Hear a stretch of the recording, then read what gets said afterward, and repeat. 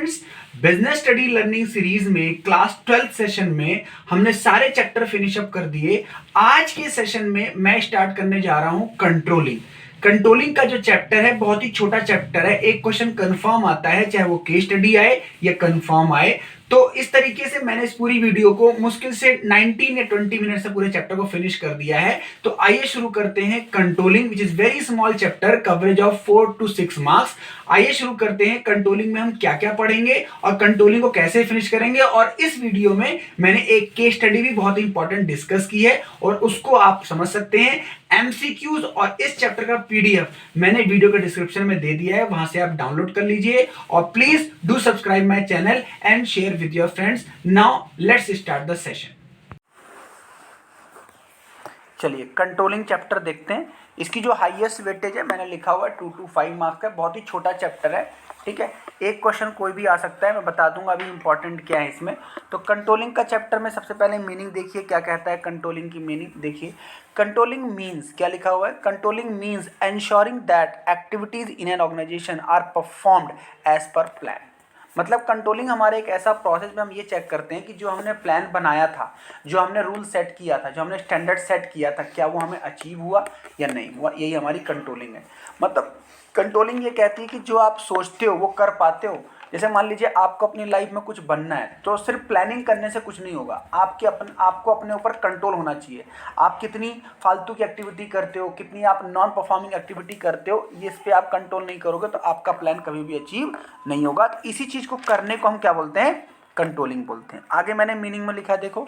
It also ensure that organisation resources are being used efficiently and effectively for achievement of organisational goal. ये meaning आपको किसी में भी लिख देना है। काम कैसे होता है, मैनेजमेंट का सारा काम कैसे होता है, एफिशिएंटली एंड इफेक्टिवली। और क्यों होता है, अचीवमेंट ऑफ ऑर्गेनाइजेशनल गोल। ये हमारी मीनिंग हो गई।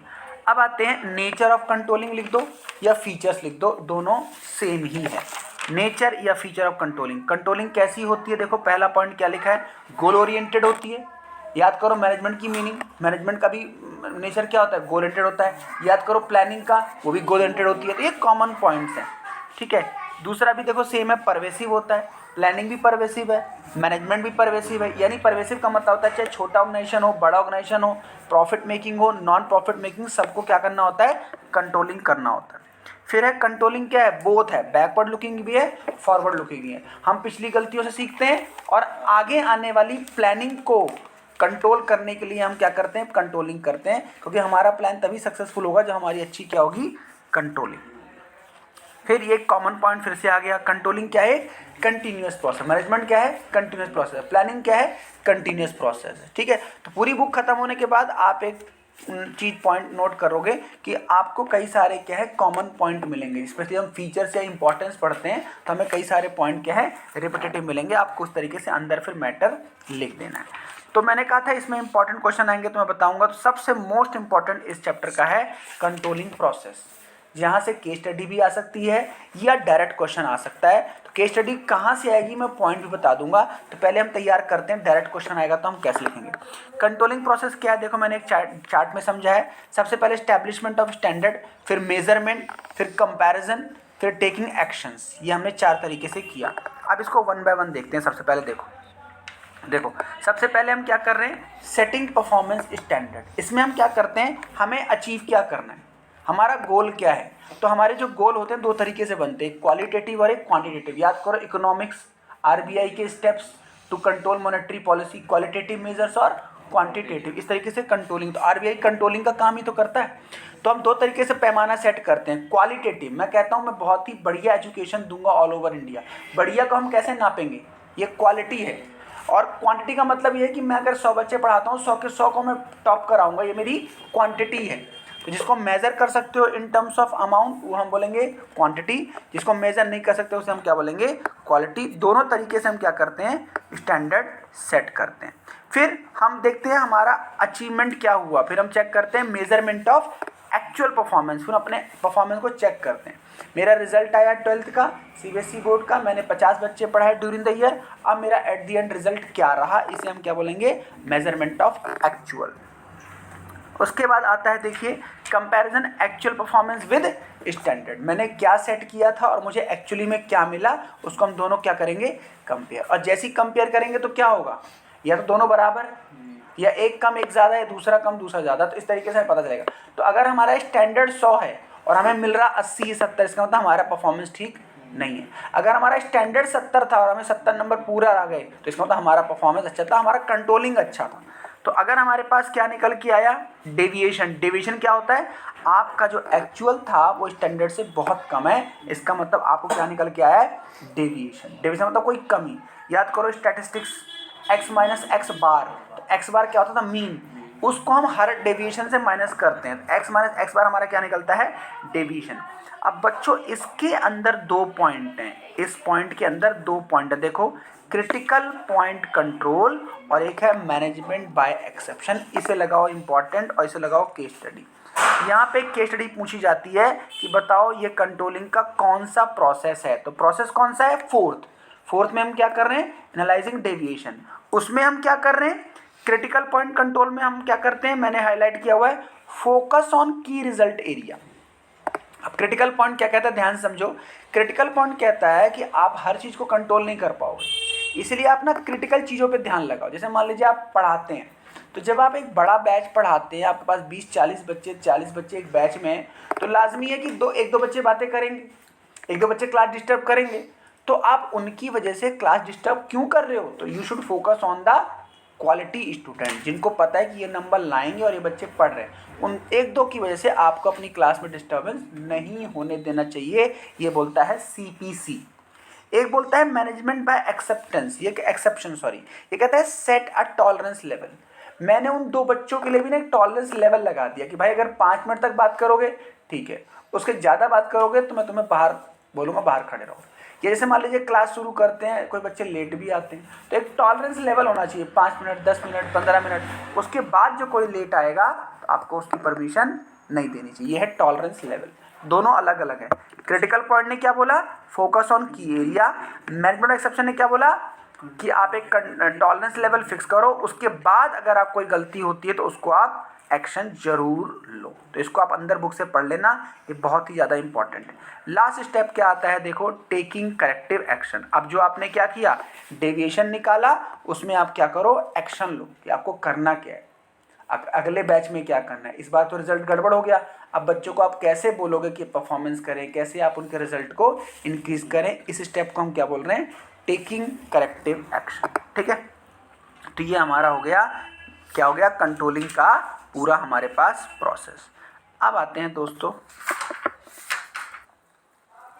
Importance of controlling. कंट्रोलिंग की ज़रूरत क्यों है, कंट्रोलिंग की वैल्यू क्या है ना, सिग्निफिकेंस ही बोल सकते हो आप, सिग्निफिकेंस ऑफ कंट्रोलिंग। ठीक है, तो पहला है कंट्रोलिंग क्यों ज़रूरी है, अकम्पलिशमेंट ऑफ ऑर्गेनाइजेशनल गोल। अगर आपको अपने गोल को अचीव करना है, अगर आपको अपने ज़िंदगी के सपनों को साकार करना है, तो सिर्फ प्लानिंग से कुछ नहीं होगा, आपको क्या करना पड़ेगा, आपको ऑर्गेनाइजेशनल गोल को अचीव करने के लिए कंट्रोलिंग ज़रूरी है। प्लानिंग तो कोई भी कर सकता है, लेकिन जब तक आपको अपने ऊपर कंट्रोल नहीं है तो आपका प्लान अचीव नहीं होगा। नेक्स्ट है जजिंग एक्यूरेसी ऑफ स्टैंडर्ड्स। ये क्या है, आप कितना शार्प काम कर रहे हैं, आपका रिजल्ट कितना बढ़िया, ये बताएगा आपका कंट्रोलिंग। जजिंग एक्यूरेसी, हर आदमी पढ़ रहा है, लेकिन जब तक एग्जाम नहीं होता पता चलता हम पढ़ रहे हैं नहीं पढ़ रहे हैं, क्योंकि जब बच्चा फेल होता है उसे पता चलता है मैं काम नहीं कर रहा हूँ, मेरे अंदर कोई कमी रह गई। कंट्रोलिंग पता करती है आपकी एक्यूरेसी। तीसरा efficient use of resources, common point है, जहाँ रिसोर्स लिखा हो आपने लिखा है 3M। 3M मतलब मैन, मनी, मशीन, तीनों का आप क्या करते हो, बेस्ट टू बेस्ट यूटिलाइजेशन करते हो। फिर आता है ensure order and discipline.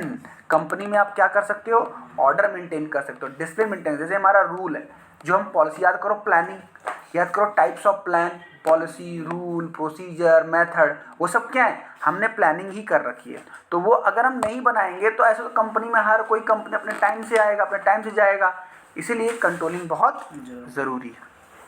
Next है improving employ motivation and morale. अब जब हम कंट्रोलिंग लगाते हैं तो कंपनी के कुछ एम्प्लॉय क्या करते हैं, नियम को फॉलो भी करते हैं, कुछ लोग नियम का उल्लंघन भी करते हैं। तो जो नियम को फॉलो करते हैं उसे हमें क्या करना है, प्रोत्साहित करना चाहिए, मोटिवेट करना चाहिए। जैसे होता है ना स्कूलों में 100% अटेंडेंस अवार्ड, है ना, इस बच्चे ने एक भी क्लास मिस नहीं की तो उसको हम अलग से प्रोत्साहित करना चाहिए, इससे एम्प्लॉय को मोटिवेशन मिलता है।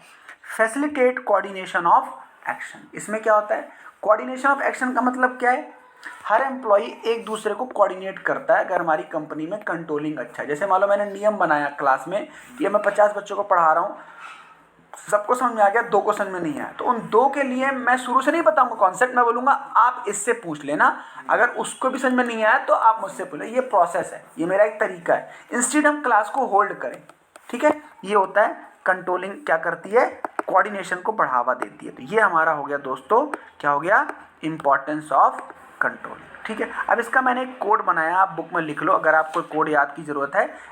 माइकल जैक्सन 2 कंपनी में सीईओ बन गया, क्या करके, कंट्रोलिंग करके। यानी कंट्रोलिंग इतनी अच्छी है कि आप कंपनी क्या बन सकते हो, सीईओ। तो अब मैच करते हैं, MJ सीईओ। अब M से क्या होगा आप खुद ही बताओ, 3 में M से क्या होगा, M से होगा मोटिवेशन एंड मोरल, लिखिए M वहां लिख दीजिए, इस पॉइंट के सामने लिख दीजिए M, motivation and moral. MJ, J से क्या आएगा, देखो सेकंड पॉइंट पे जाओ, judging accuracy of standard. J CEO, C से क्या होगा बताओ, C से क्या होगा, C से होगा हमारा कोऑर्डिनेशन, अंडरलाइन वहां पे लिखो, कोऑर्डिनेशन के पास 6 पॉइंट के पास C coordination.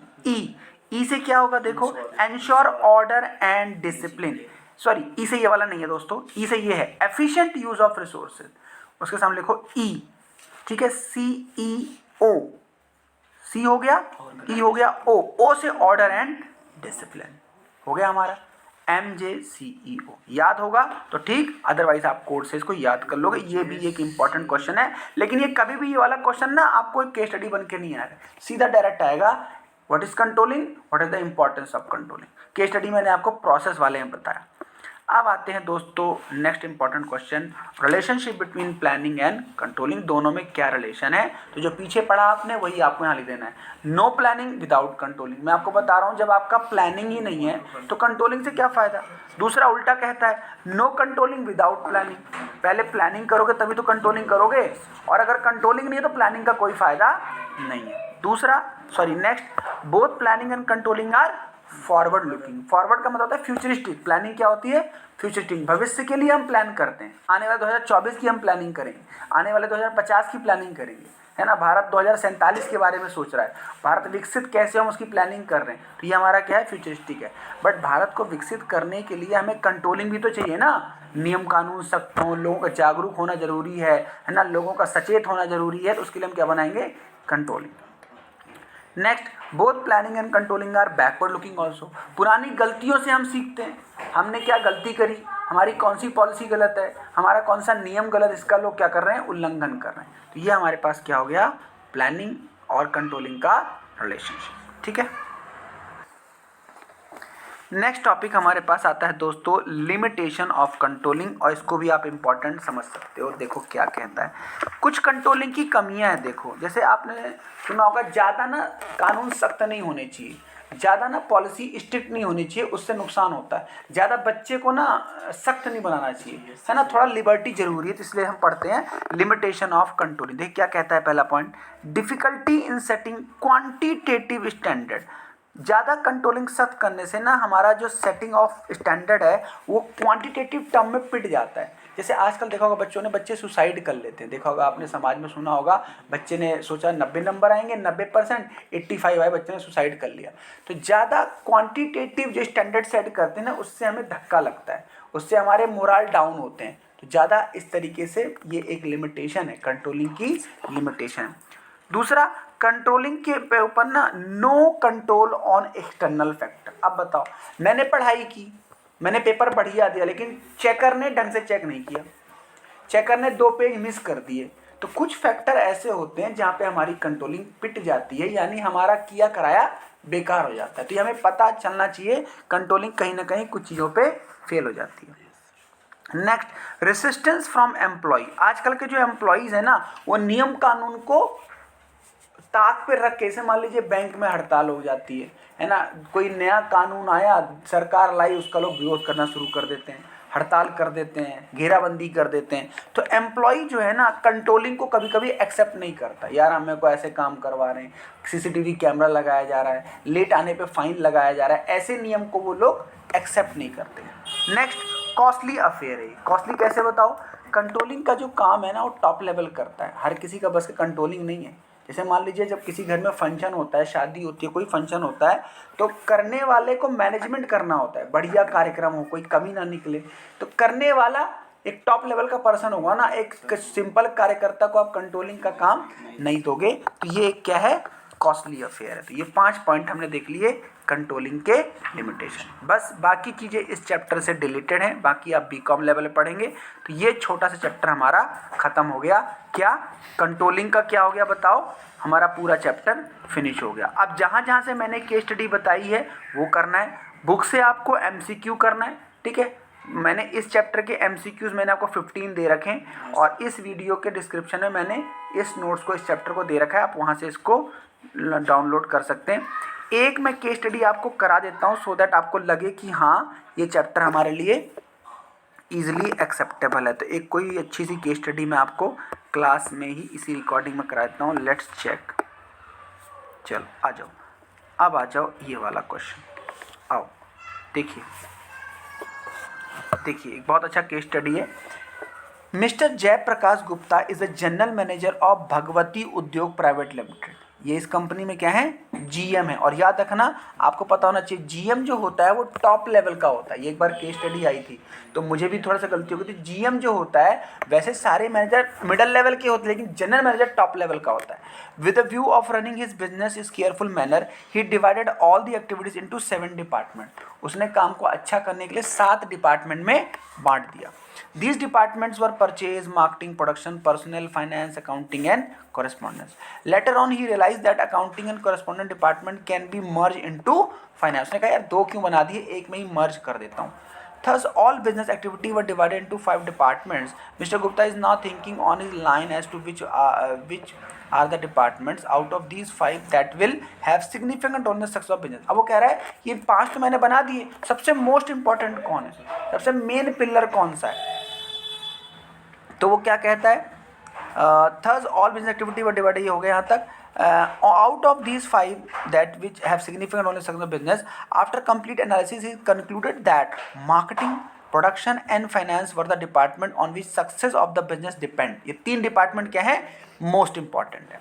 It means that even of some shortcoming occur in the department of purchase and personal it would not affect so much success of business. यानी ये 2 से कोई फर्क हमें नहीं पड़ता। हमारे 3 इंपॉर्टेंट क्या है बताओ? इसने बोला मार्केटिंग, प्रोडक्शन और finance. Therefore mister Gupta determined deviations, tolerance limit, याद है टॉलरेंस ही पढ़ाया था आपको, set a tolerance level, management by acceptance, limit of these 3 main department. It means that deviation of these department remain within the tolerance limit, then it will looked after the concerned manager। पूरा सबको समझा case study?